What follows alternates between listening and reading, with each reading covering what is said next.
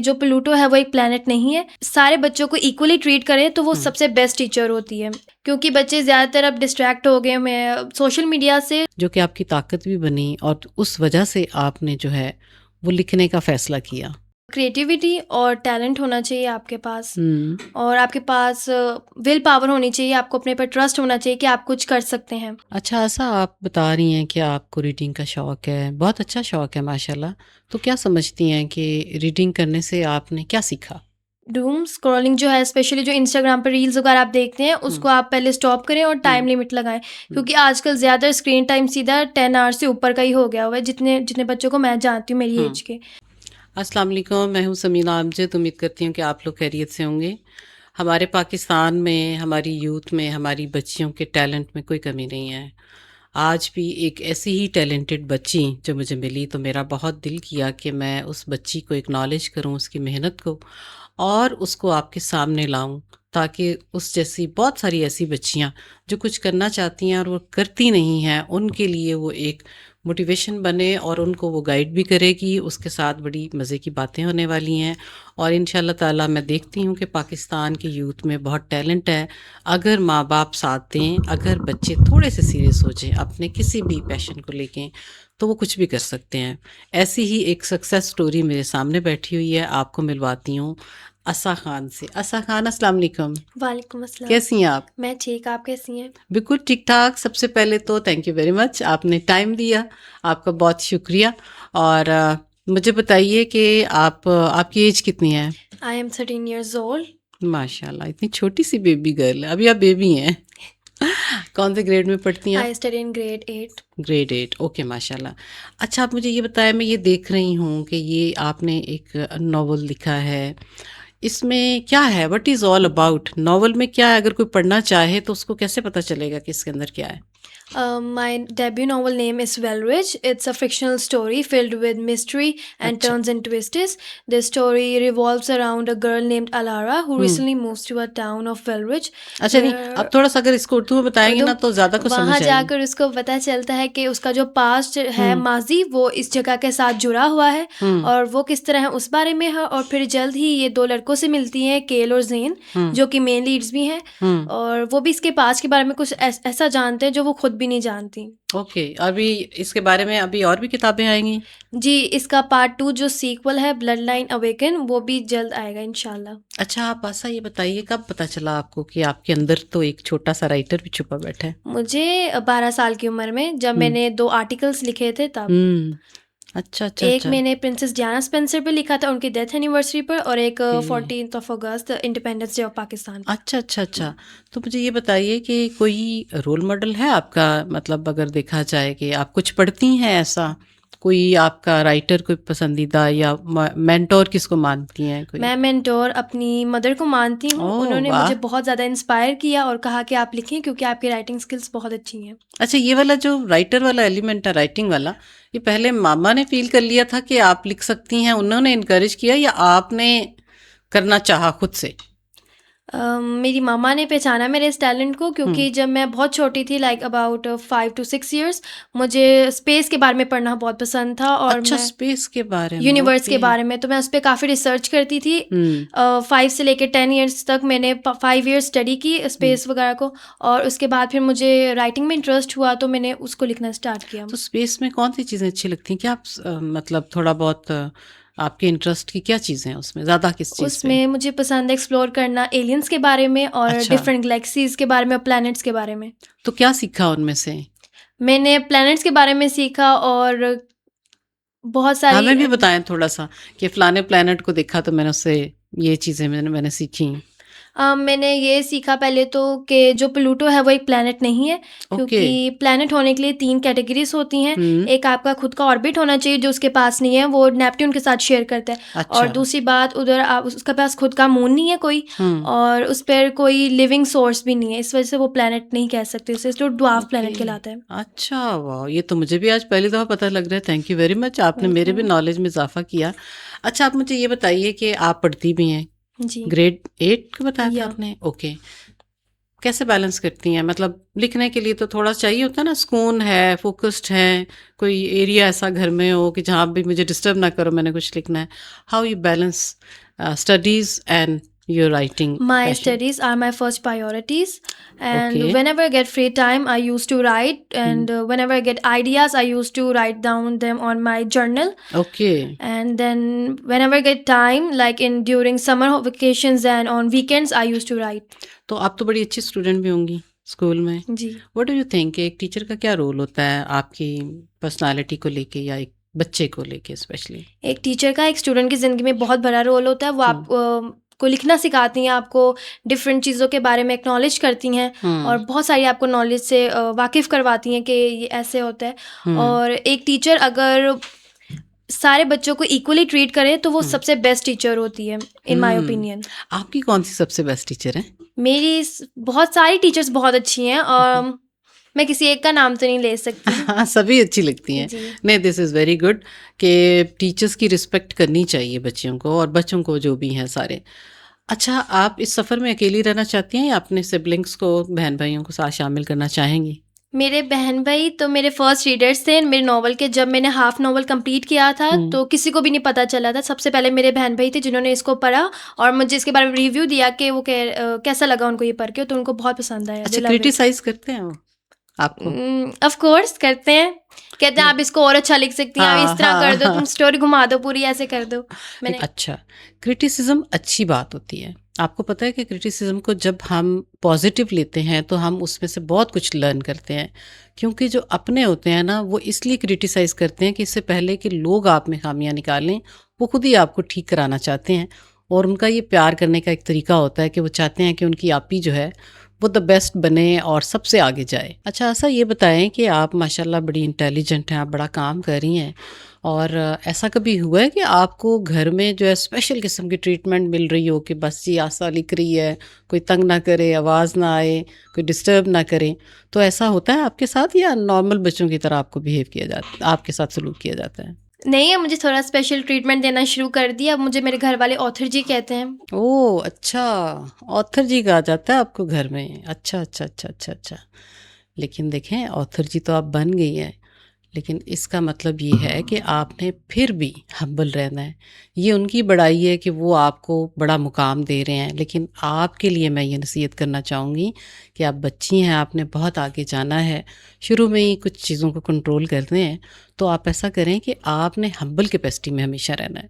छोटे बहन भाइयों पे ज़्यादा रोब नहीं डालना कि मैं कोई बड़ी स्पेशल हूँ। हाँ, बड़ी होने वाला हक आप अपना यूज़ कर सकती हैं, ज़रूर करें, लेकिन एज अ ऑथर आपने उनको कोशिश नहीं करनी दबाने की। अच्छा, ऐसा ये बताएं कि आप बहन भाई सिबलिंग माशाल्लाह इकट्ठे ही रहते हैं, ये तो मुझे पता चल गया कि आप नावल लिख रहे हैं, लेकिन इसके अलावा बच्चों की कुछ बहुत सारी बातें होती हैं, खेल होते हैं, शौक़ होते हैं, तो आपके कौन से कॉमन शौक़ हैं अपने बहन भाइयों के साथ जो मिलते जुलते हैं, आप इकट्ठे इंजॉय करते हैं? बहन भाइयों के मेरी जो छोटी सिस्टर है अरफा, उसको पेंटिंग्स का बहुत शौक है और कुकिंग का भी, और मेरे भाई को गेमिंग का बहुत शौक है। तो हमारी हॉबीज़ बिल्कुल डिफरेंट है एक दूसरे। अच्छा, यहाँ पे मैं आपको ये बताती चलूँ कि जैसे आसा ने कहा कि उनकी छोटी बहन का नाम अरफा है, और उनकी मदर ने जो उनको नाम दिया है वो अरफा करीम के नाम पे दिया है। मेरे लिए बड़े फ़ख्र की ये बात है, और मेरी ढेरों दुआएं हैं उस बच्ची के लिए कि अल्लाह ताला इस बच्ची को भी अरफा जैसी बच्ची बनाए और इसको भी ढेरों कामयाबियाँ नवाज़े इंशाल्लाह, आमीन। अच्छा, ऐसा और जहाँ बहुत सारी बातें हो रही हैं, वहाँ पे आप मुझे ये बताएंगी कि बच्चों की ग्रूमिंग के हवाले से माँ बाप का क्या किरदार होता है?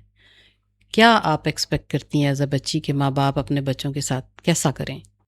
आई गेस पेरेंट्स को और ज़्यादा सपोर्टिव और बच्चों को समझने की ज़रूरत है इस जनरेशन में, क्योंकि बच्चे ज़्यादातर अब डिस्ट्रैक्ट हो गए हैं सोशल मीडिया से। तो जो बच्चे इंटरेस्टेड थे अपनी फील्ड में वो उधर से भी हट गए हैं क्योंकि उनके पेरेंट्स अलाउ नहीं करते।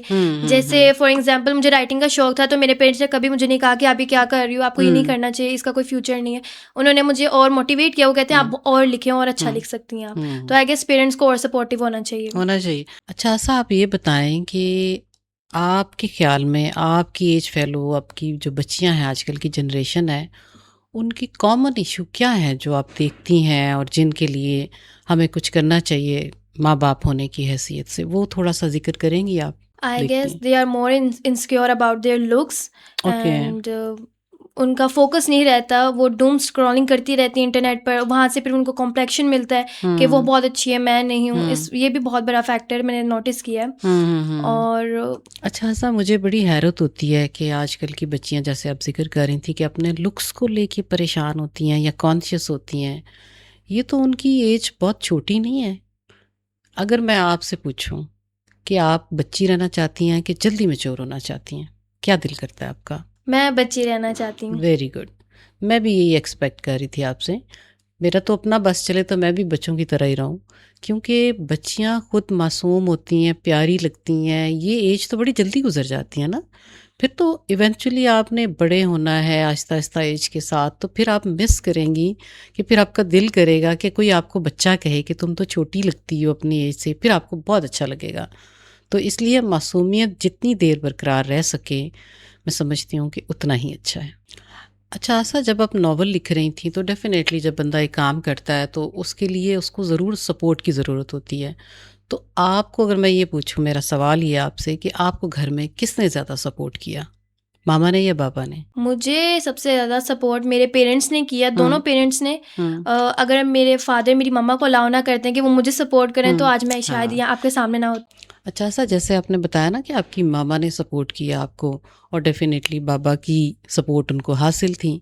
तो मैं ये यहाँ पे मेरे ज़हन में ये आ रहा है कि वो बच्चे-बच्चियाँ जो कि काम करते हैं एक्स्ट्राऑर्डिनरीली, उन्हें सपोर्ट की ज़रूरत होती है। तो अक्सर देखा यही गया है कि माएँ, इस वजह से कि माँ बच्चे के ज़्यादा करीब होती है और वो तब ही कर सकती है, मुमकिन ही तब है माँ के लिए कि जब कोई प्रेशर पीछे से उसको ना हो और बाप भी उतना ही इन्वॉल्व हो उस चीज़ में और उसी तरीके से वो सपोर्ट करे कि ठीक है, मैं तुम्हारी बैक पे हूँ, तुम करो इनके साथ जो कर सकती हो।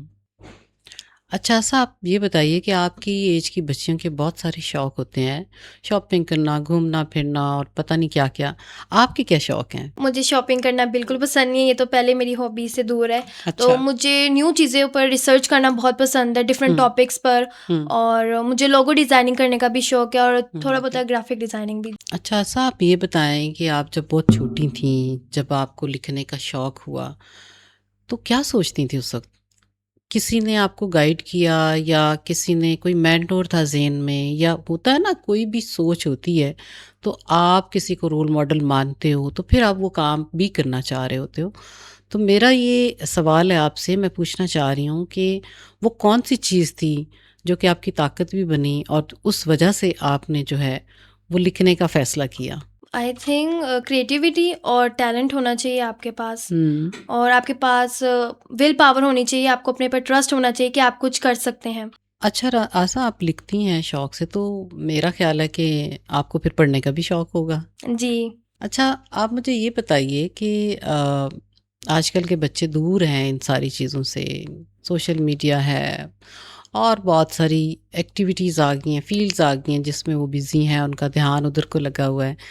लेकिन आप क्या समझती हैं कि अगर कोई आजकल कल के बच्चे-बच्चियाँ पढ़ना शुरू कर दें, तो उस पढ़ने से उनकी पर्सनैलिटी में क्या इज़ाफ़ा हो सकता है या वो किस तरीके से हेल्पफुल हो सकती हैं किसी भी बच्चे या बच्ची के लिए अगर वो पढ़ना स्टार्ट कर दें? उसको काफ़ी सारा नॉलेज मिलता है अगर हुँ, जब वो बुक्स रीड्स करता है, और उसकी हुँ, पर्सनैलिटी में भी काफ़ी चेंजेस देखने को मिलते हैं, हुँ। जो वो बुक से अडेप्ट करता है। अच्छा, ऐसा आप बता रही हैं कि आपको रीडिंग का शौक है, बहुत अच्छा शौक है माशाल्लाह। तो क्या समझती हैं कि रीडिंग करने से आपने क्या सीखा? जो भी आपने स्टडी की चीज़ें, उसमें से कौन-सी ऐसी चीज़ है जिसका ज़िक्र करना आप चाहेंगी? मैंने वोकैबुलरी और ओके। राइटिंग स्किल्स सीखी। अच्छा, मैं देखती हूँ कि जैसे आपने ज़िक्र किया कि आजकल के बच्चे जो हैं वो लैपटॉप की वजह से, सोशल मीडिया की वजह से वो बहुत ज़्यादा टाइम उस पे स्पेंड करते हैं, तो रीडिंग तो वो कर ही नहीं रहे। उन्हें किताबें भी दूर हो गई हैं और उनका पढ़ाई में इंटरेस्ट भी कम होता है। तो क्या समझती हैं, अगर मैं आपसे कहूँ कि आप ही अपने टीनेजर्स को कोई ऐसा मोटिवेट करने के लिए मैसेज दें कि पढ़ने से उसकी उनकी ज़िंदगी में क्या फ़र्क पड़ेगा, तो हो सकता है कि उनको अच्छा लगे। तो आप क्या कहना चाहेंगी अपने एज फेलोज़ को कि क्यों पढ़ना चाहिए और पढ़ने से वो क्या हासिल कर सकते हैं? मैं कहूँगी कि आप डूम स्क्रॉलिंग जो है, स्पेशली जो इंस्टाग्राम पर रील्स वगैरह आप देखते हैं, उसको आप पहले स्टॉप करें और टाइम लिमिट लगाएं, क्योंकि आजकल ज़्यादा स्क्रीन टाइम सीधा 10 आवर्स से ऊपर का ही हो गया हुआ है, जितने जितने बच्चों को मैं जानती हूँ मेरी एज के। और फिर कुछ होते हैं जो डीमोटिवेट खुद ही से हो जाते हैं कि मेरी राइटिंग स्किल्स अच्छी नहीं है, मैं नहीं लिख सकती, तो आप गिव अप मत करें। आप समझे कि आपकी राइटिंग स्किल्स बहुत अच्छी हैं और आप कंटिन्यू करें अपनी क्रिएटिविटी को, और कोई ऐसा काम सीखें, वो स्किल सीखें जो आगे आपके फ्यूचर में भी आपको काम करें। तो प्रोडक्टिविटी एक्टिविटीज़ की तरफ आएँ आप। माशाल्लाह, वेरी गुड। आपकी बातें सुन के तो मेरा अपना दिल करने लग गया कि मैं भी एक किताब लिखना शुरू कर दूं। अच्छा सा मुझे ये बताइए कि अगर आपकी टीचर को डिफ़ाइन करना पड़े कि आशा क्या है, तो क्या कहेंगी वो आपके बारे में? वो ज़्यादा कहेंगे कि वो इंट्रोवर्ट है और शाय और ज़्यादा बात नहीं करती है। नहीं, नहीं, नहीं, नहीं। ये जो आप कह रही हैं ना कि वो इंट्रोवर्ट आपको कहेंगी, आप इंट्रोवर्ट नहीं हैं। मैं आपको बताना चाह रही हूँ कि इंट्रोवर्ट आप जब काम कर रही होती हैं, उसमें बिज़ी होती हैं, आपको लगता है, ये अपने आप को कहना भी आप बंद कर दें। आप माशाल्लाह कॉन्फिडेंट हैं, आप इतना बड़ा काम कर रही हैं, आप स्कूल जाती हैं, आपके पेरेंट्स आपका साथ देते हैं, सिबलिंग के साथ खेलती हैं, तो आप काहे की इंट्रोवर्ट रहीं? आप बिल्कुल भी इंट्रोवर्ट नहीं हैं। आप जैसी बच्चियाँ काबिल फ़ख्र हैं और पाकिस्तान का सरमाया है। हमें इन आशा जैसी बच्चियों के पर मुझे बहुत फ़ख्र होता है और मैं हमेशा महसूस करती हूँ कि ये भी अरफ़ा है, क्योंकि काबिलियत और कुछ कर जाने की जुस्तजू, इरादे की मज़बूती और आगे निकलने का शौक़, यही तो है जो अरफ़ा में था।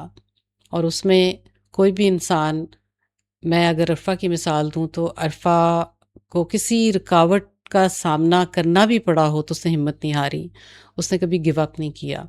बहुत सारी मुश्किलें थीं लेकिन वो चलती रही और उसको अल्लाह ताला ने कामयाब किया। आशा खान जैसी, थैंक यू वेरी मच आशा, आपका जाने का बहुत शुक्रिया। आशा खान जैसी बच्चियाँ पूरे पाकिस्तान का फ़ख्र हैं और मैं समझती हूँ कि हमें माँ बाप, टीचर, उस्ताद, गवर्नमेंट सबको सपोर्ट करना चाहिए। ऐसी बच्चियाँ पाकिस्तान का फ़ख्र हैं और पाकिस्तान का सर बुलंद करेंगी इंशाअल्लाह ताला। जीती रहें, सलामत रहें इंशाअल्लाह ताला। नेक्स्ट वीडियो में कोई नई अरफ़ा मिलेगी तो आपकी मुलाकात कराऊँगी। अपना बहुत सा ख्याल रखिएगा। अल्लाह हाफ़िज़।